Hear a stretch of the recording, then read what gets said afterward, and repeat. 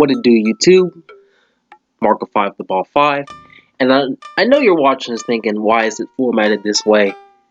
It's because this was actually supposed to be a Showdown Live, but I completely fumbled the audio for this, which is very unfortunate because I was really looking forward to uploading and watching back my live reaction to these games. But this team was made by Robbie around Duraludon, and I'm fighting Raichu in the first game and another electric type you'll see in the second game. And they really present problems for this team because, well, not really, because Flareon has a ton of Spadef, but outside of that, like, what do? Miltank isn't really Spadef on this team. Well, I mean, it is, but it's not really phenomenal against neutral hits. Try to avoid those with Miltank as best as I can, honestly. Avoid special neutral hits. That Toxic Miss doesn't matter because it's a Steel type, but it's unfortunate I couldn't get the predict wrong. And then outside of that, I have Flareon with Spadef. I mentioned that. Duraludon's liable to die to any electric type move because it or any special attack really that it doesn't quad resist, and it doesn't quad resist electric, so do the math. And Whimsicott's also liable to die to pretty much any hit if it's offensive. And I can't really save Whimsicott here because I don't have hazard control. I just have heavy duty boots on everything with this team. Nearly everything, because the Duraludon doesn't have it, and I realized I didn't even have to show my Iron Defense body press. I think I click it here, try to get it facilitated, because I thought he was going to go into either spin, try to put me to sleep or something, but he just goes back to Sand Slash. Now I have +2 Duraludon, but I'm not going to live a Focus Blast, because I'm not that. That Toxic Mist really sucks, because it's just annoying, because now, like, this thing would be poison, that would have been taken Toxic, and then around the leftovers and Toxic, and I thought he was going to, try not to get Toxic, but he doesn't play around that. I'm just going to be forced to recover with Jellicent. Don't really have a great play around Flareon, or around Raichu, excuse me, but Flareon takes that well. Jellicent does not eat the Earthquake, but I figured, hey, this game is looking really bad. If I get a Swords Dance up, it could be game, so I do barely live the Earthquake. Mudsdale's out of here. Ninjask and Raichu both die to Ice Shard. Jellicent's dead to knockoff, no Cobra Berry. Eldegoss is also out of here, so he just forfeits, just realizes. So we're 1-0 with the Robbie Duraludon team. In this game, another Ninjask and another special electric type. So we're in for a treat. So we got Ninjask lead. I switched Duraludon because it takes any hit from Ninjask, really. But he gets Dugtrio, and there's no Arena Trap. Earthquake still does a ton. I'm going to U-turn, he goes Silverly Steel, and I'm thinking I just go Flareon and take my Flare Blitz, but I completely forgot to account for the fact that he has Porygon with the Trace, the Flash Fire. I mean, Flash Fire doesn't do anything, but it's still pretty annoying that I can't click anything. I'm basically walled here out of the Toxic.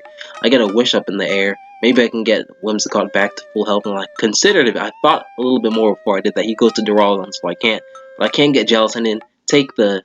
Oh, I thought he was going to Draco once. I don't remember this replay too well. And again, he goes to Porygon, again, walled out. But this time I can at least taunt him and watch him die. He goes to Rotom again. I really only have Flareon, which takes 37% anyway. And he has that Porygon. So I'm thinking just throwing a Wish on the Porygon, and I can just, protect, get Flareon back up, or I could send someone else out to get some help. So Whimsicott ends up coming in, and Whimsicott's at full health, and I completely just unsuspecting of the potential Scarf Duraludon, and that ends up costing me Whimsicott. And this game is already looking not too great, because what am I going to do?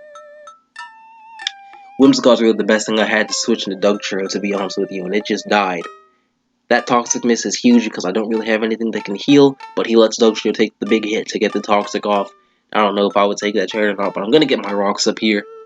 Probably could have done it a turn ago. I can't really touch it with this either, so Flareon has to die. I don't really have a Thunderbolt switching because Miltank, again, I'm trying to avoid taking special neutral hits with Miltank a lot of the time. Duraludon's liable to die to it. I go into it because I resist it, and pretty much the only reason because it's probably too late.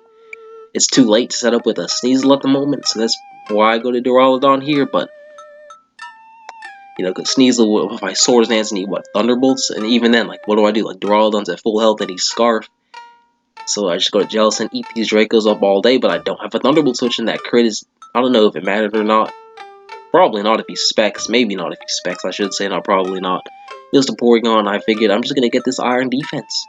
On the recover, the teleport, he teleports into Duraludon. This Draco miss is huge, because it basically means I can go to Jellicent. I should have just went hard Jellicent, but I didn't know. I was like, hey, Duraludon might take one Draco. I probably should either calc that, or just, just do something before that I taunt him, but I get outsped. I taunt him again, predicted the Porygon too. I'm just gonna Scald because like if he switches, like something's gonna take a Scald if he switches. He goes to Rotom, that's exactly what happens. And I probably should have just recovered here, but I Scalded again. I'd like definitely should have recovered because now I have to recover again. I probably should have just taunted Porygon. Honestly, he can't teleport, and he can't go hard. He can go hard Rotom, but he can't go Rotom. You know what I mean? And he has Shadow Ball of all moves, which completely ruins the plan. Because I was thinking if I get it to like 100 and I'm not in range of Volt Switch, then maybe we have something cooking, but we don't. So Sneasel's the only play because I need to Ice Shard this thing. He goes to Silvally, which I don't understand. I mean, I do understand it because Duraludon's you're not gonna let that die.